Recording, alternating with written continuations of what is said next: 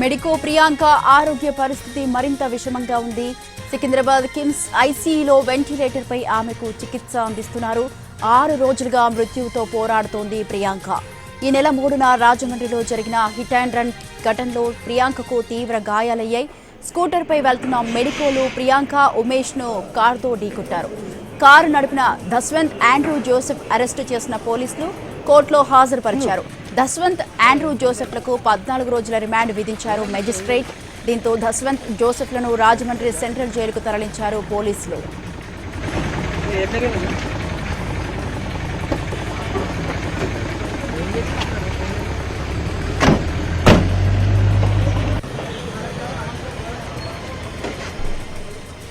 Medico Priyanka ఆరోగ్య పరిస్థితి మరింత విషమంగా ఉంది. సికింద్రాబాద్ కిమ్స్ ఐసీయూలో వెంటిలేటర్ పై ఆమెకు చికిత్స అందిస్తున్నారు. 6 రోజులుగా మృత్యువుతో పోరాడుతోంది ప్రియాంక. ఈ నెల 3న రాజమండ్రిలో జరిగిన హిట్ అండ్ రన్ ఘటనలో ప్రియాంకకు తీవ్ర గాయాలయ్యాయి.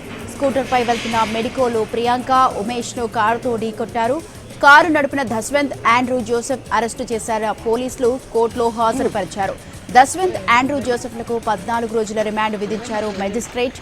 దీంతో దస్వంత్ జోసెఫ్లను రాజమండ్రి సెంట్రల్ జైలుకు తరలించారు పోలీసులు.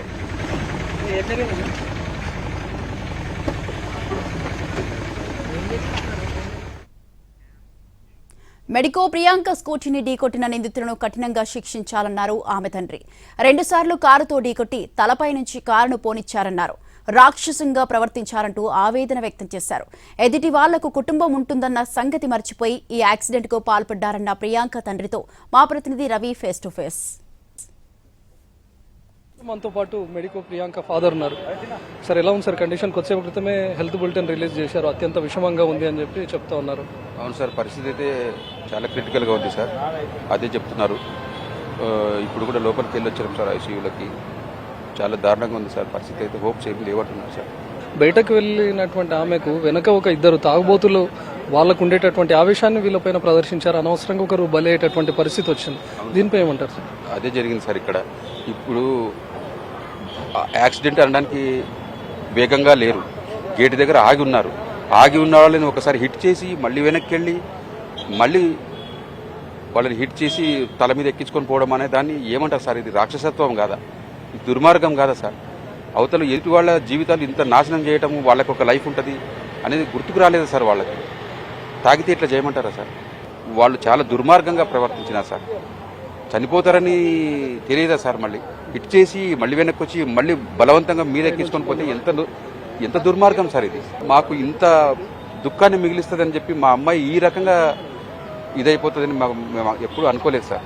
మాకు చాలా దారుణం జరిగిపోయింది సార్ మా జీవితానికి. ప్రియాంక లైఫ్ జర్నీ ఎలా ఉండేది సార్? తన అంబిషన్ ముందు నుంచి కూడా నేను డాక్టర్ అవ్వాలి అని, లేకపోతే తను ఎలా ఉండేది? చాలా యాక్టివ్గా ఉందని చెప్తా ఉన్నారు వాళ్ళ ఫ్రెండ్స్ కూడా. ప్రతిసారి కూడా వైద్యం సేవను అందించాలి, పేదలకు ఏదో ఒకటి చేయాలి అనే ఉద్దేశంతో ఉండేది. ఈవెన్ స్కూల్ మేట్స్తో కూడా ఇంకా స్టిల్ కంటిన్యూ తన పరిచయాలు కొనసాగిస్తుంది. చాలా మంచిది అని చెప్తా ఉన్నాను సార్. ఆమె మైండ్ సెట్ ఎట్లుంటుందంటే ఎప్పటికీ ఎవరికో ఒకటి మంచి చేయాలి, సొసైటీకి ఏదో రకంగా మనం మంచి చేయాలి, అలాంటి మైండ్ సెట్ కలదు. ఎప్పుడు ఎవరితో గొడవపడడం కానీ లేకపోతే ఒక మాట కూడా అని బాధ పెట్టడం కానీ అలాంటి మైండ్ సెట్ కాదు. చాలా కూల్ మైండ్ సెట్. తర్వాత చిన్నప్పటి నుంచి మంచి యాక్టివ్. కేఎంసీలో ర్యాంక్ తోటే సీట్ వచ్చింది, ఫ్రీ సీట్ వచ్చింది గవర్నమెంట్ కేఎంసీ కర్నూలు మెడికల్ కాలేజీలో ఎంబీబీఎస్ కంప్లీట్ చేసింది. తర్వాత యూఎస్కి వెళ్ళాలని చెప్పి ఒక ఎగ్జామ్ ఉంటుంది సార్, 3 స్కిల్స్ ఎగ్జామ్స్ ఉంటాయి. దాని కొరకు ప్రిపేర్ అయితే అప్పుడే కరోనా వచ్చింది.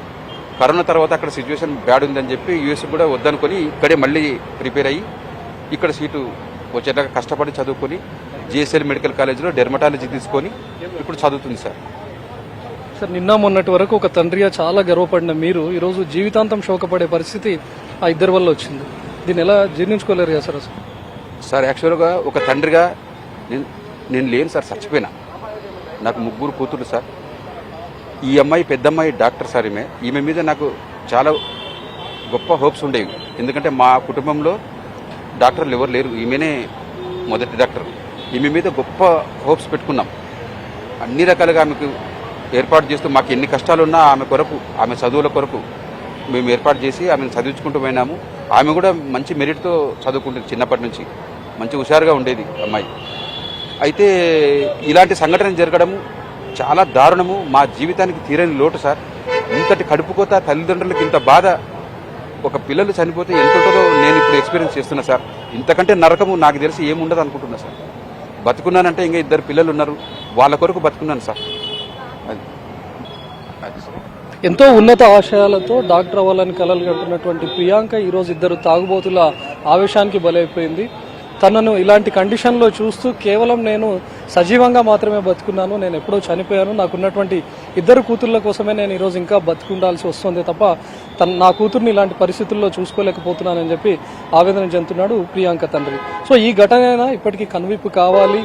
అటు మద్యం తాగి రోడ్లెక్కేటటువంటి వాళ్ళు, వాహనాలతో రోడ్లెక్కేటటువంటి వాళ్ళు కానీ, గంజాయి, డ్రగ్స్ లాంటి మత్తులో వాహనాలను నడిపేటటువంటి వాళ్ళపైన కఠిన చర్యలు తీసుకునే విధంగా కృషి చేయాలని చెప్పి కోరుతున్నారు.